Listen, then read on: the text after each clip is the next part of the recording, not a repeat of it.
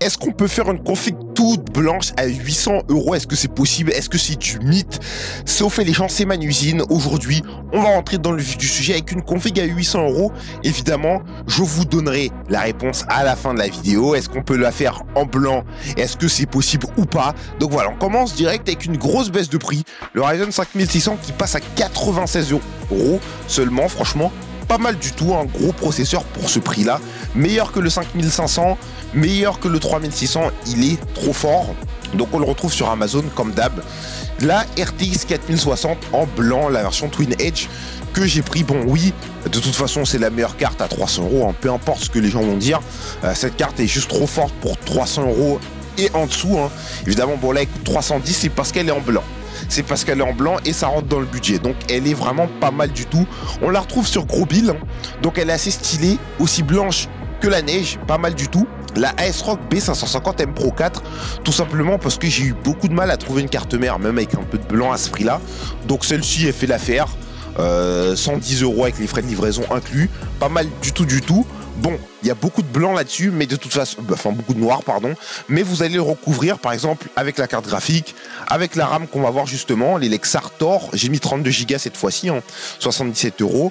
Donc voilà, ça va recouvrir un peu du noir de la motherboard. Ensuite, on va mettre l'alimentation. Hein, Deepcool 55 € pour 700 watts. Toujours, vous connaissez, c'est un des meilleurs deals qu'on ait jamais eu. Hein. Vraiment, elle est pas mal du tout.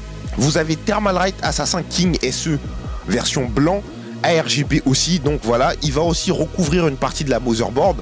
Donc vous embêtez pas à prendre une motherboard vraiment toute blanche, parce que au fond, on la verra pas tellement. Avec tout ce qu'on va mettre dessus, on la verra pas tellement.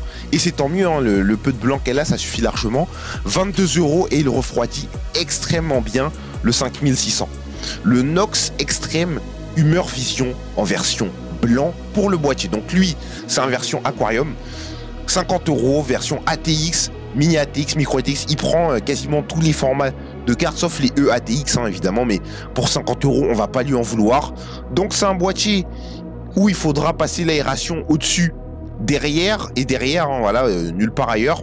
Malheureusement, j'aurais aimé qu'il y ait une petite ventilation latérale, mais voilà, c'est un boîtier à 50 €. C'est pas non plus ce qu'il y a de mieux, mais c'est quand même bon.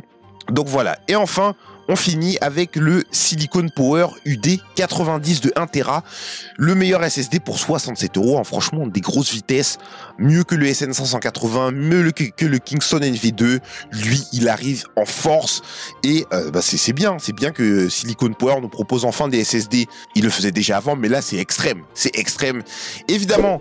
Sur un jeu comme Forza Horizon, tu as une moyenne en 1080p Ray Tracing ultra graphique extrême, tu as une moyenne de 80 FPS, ça on aime bien, surtout que la config au total te revient à 786 € ou 789 €.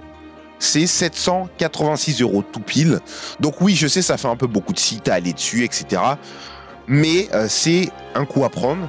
Sauf si vous voulez tout prendre sur Amazon, vous pouvez, ce sera un peu plus cher, c'est juste un guide, un prototype. Voilà ce que moi j'aurais mis si je voulais me faire une petite config à 800 balles.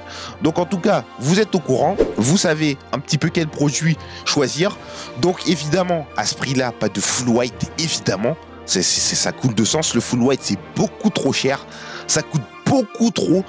À ce prix-là, c'est un peu de noir, enfin beaucoup de blanc, même une config full noir avec un peu de coup de peinture. Franchement, même, j'ai envie de dire, le full white, c'est cher pour rien. C'est cher pour rien, vous allez vraiment perdre beaucoup d'argent. Là, j'aurais pu faire une config bien mieux, par exemple avec une 7700 XT. Ce serait un tout petit peu plus cher, en version noire évidemment, mais ça aurait été beaucoup mieux, même en ray tracing. Je rappelle que les cartes AMD souvent font mieux que les cartes Nvidia dans les budgets moyens, même en ray tracing pour le même prix, hein, donc c'est vraiment dommage. Donc en soi, très bonne config pour du gaming, du streaming, du jeu, hein, voilà, tu peux faire un peu tout. Et c'était tout, un peu ce que j'avais à dire pour la config à 800 €. N'hésitez pas à me demander en commentaire si vous avez une config que vous voulez que je fasse, voilà, et puis je choisirai au hasard quelqu'un, évidemment on prend quelqu'un des commentaires au hasard, on lui fait sa config comme d'habitude, vous connaissez, hein, et j'espère que vous avez kiffé la vidéo. Ciao, à la prochaine.